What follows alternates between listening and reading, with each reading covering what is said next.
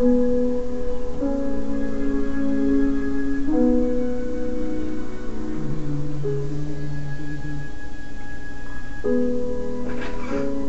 d'accord, maman. C'est d'accord. Je te pardonne. Oh, ma petite fille chérie.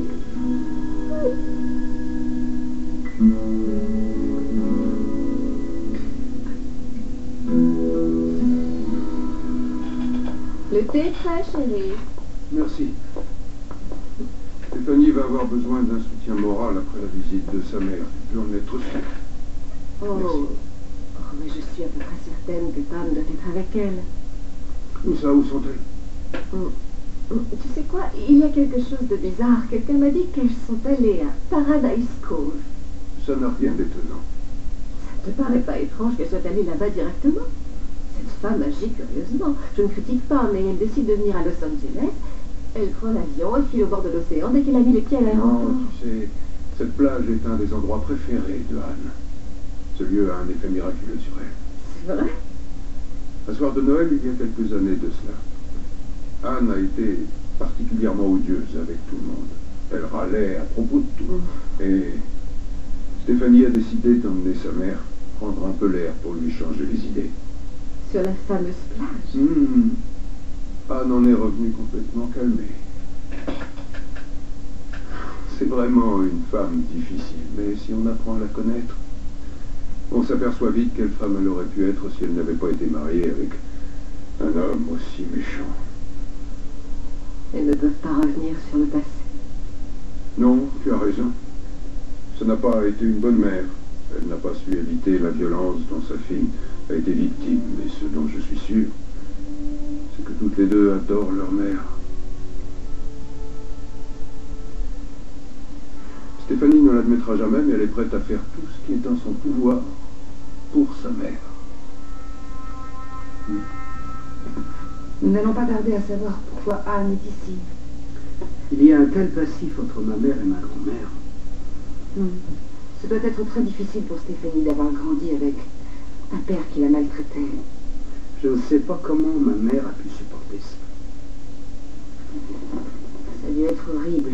Vivre sous le même toit qu'un père qu'elle haïssait et en qui elle n'avait pas confiance. Et le pire de tout, c'est que sa mère a toujours fermé les yeux. Oui, elles ont essayé d'en parler ouvertement il y a quelques années.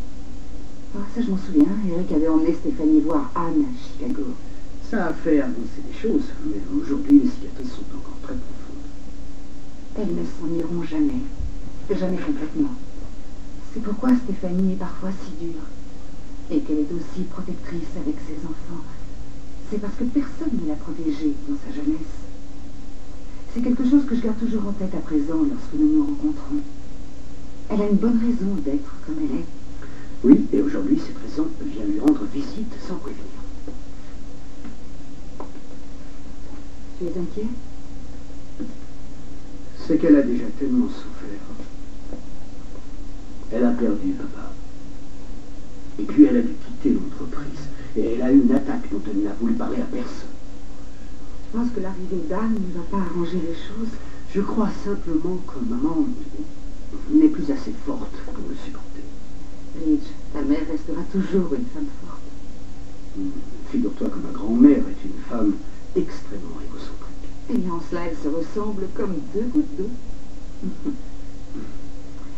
Et voilà ce que je pense. Ta grand-mère est venue ici pour voir Stéphanie, d'accord? Je suppose. Alors peut-être que finalement, elle a voulu tendre la main à sa fille. C'est bien pour Stéphanie de passer du temps avec elle. Peut-être qu'elles peuvent tirer après sur le passé et construire une nouvelle relation. Et puis, il ne leur reste peut-être plus beaucoup de temps à passer ensemble.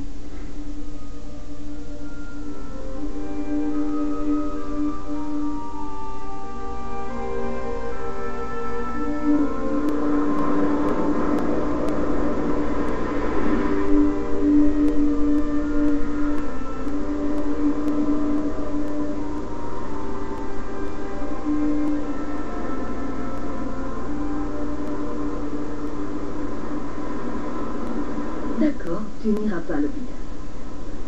Ami? Pas d'hôpital. Nous voulons juste t'aider. D'accord. Je crois que nous nous sommes tout dit. Ramenez-moi à l'aéroport. À l'aéroport? Oui, mon avion décolle dans 2 heures. Mais quel avion? Pour Chicago. Il n'est pas question que tu repartes. Mais je veux rentrer chez moi. Tu vas rester avec nous. Maman, c'est à nous de prendre soin de toi. Tu restes avec moi. On va l'installer chez tes parents. Et il n'est pas question que tu dises non.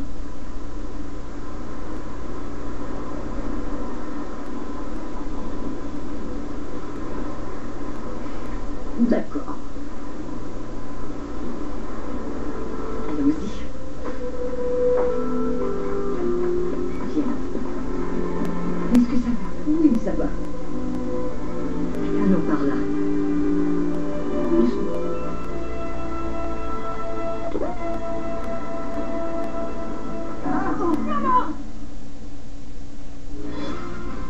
Ce soir, 19h30, occupation double à Whistler. Sur la route, suivez Kayla et Alex lors de leur retour en voiture de Whistler à Montréal.